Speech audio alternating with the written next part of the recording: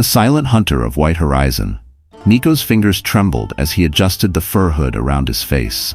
The wind outside his tent howled like 1,000 wolves, battering the canvas and sending shivers into his bones. Antarctica, vast, white, and unyielding, was not a place for the faint-hearted. At only 22, Nico had chosen this harshest of continents to chase a dream that no one in his small Italian hometown could understand. Ever since he was a boy, Nico had been captivated by stories of explorers and hunters who ventured to the world's edges. While other kids dreamt of cities and cars, Nico spent nights sketching icebergs, whales, and mysterious shadows under the moon. His father, a strict fisherman, called him foolish. His mother quietly slipped warm pastries into his pockets when he snuck out to paint by the sea. Now, here he was, a young hunter in Antarctica, trying to capture not just seals or fish, but fleeting moments of raw nature, emotions frozen in time. He believed hunting wasn't always about killing. Sometimes it meant hunting for beauty, for truths hidden beneath ice. But today, he was stuck. Supplies were running low, and a snowstorm threatened to trap him inside for weeks. His radio had stopped working 2 days ago. As he sat, wrapping his fingers around a tin cup of lukewarm tea, he felt small, almost invisible in the face of the continent's icy rage. Then came the noise, a deep, echoing thud followed by a series of cracks outside.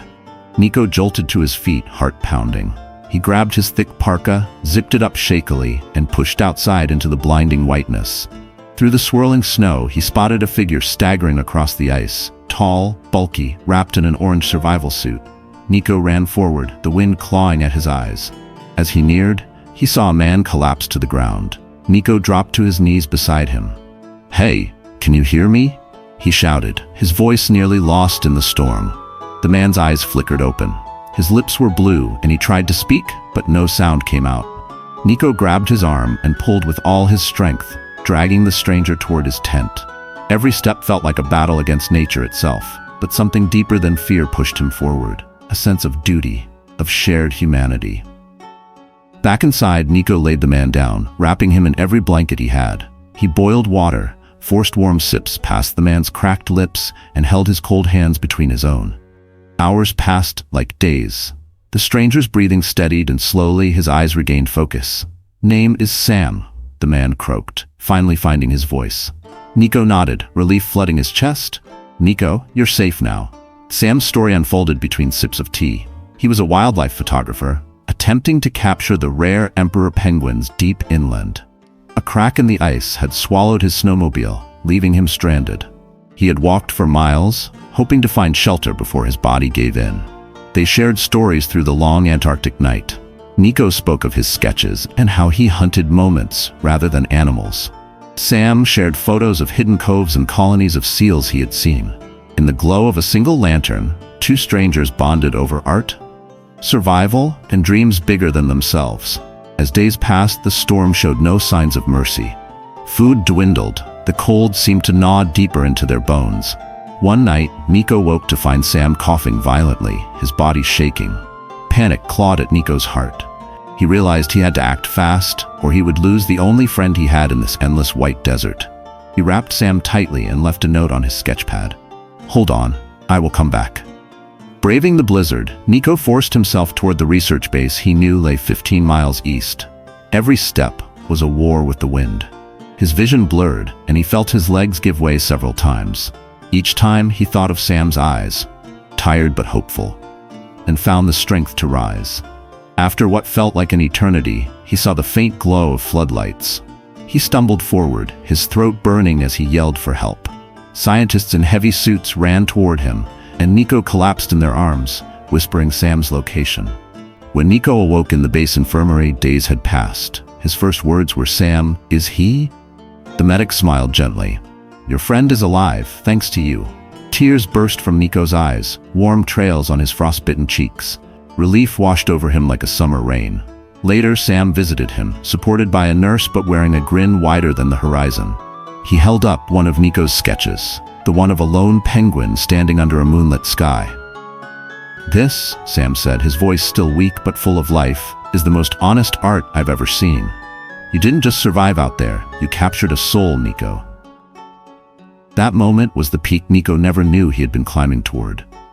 In that dark tent, on that merciless ice, he hadn't just saved a life, he had discovered the power of kindness, the deep bond between art and heart, and the true meaning of hunting, for connection, for sincerity, for shared dreams. As they recovered together, Nico and Sam made a pact.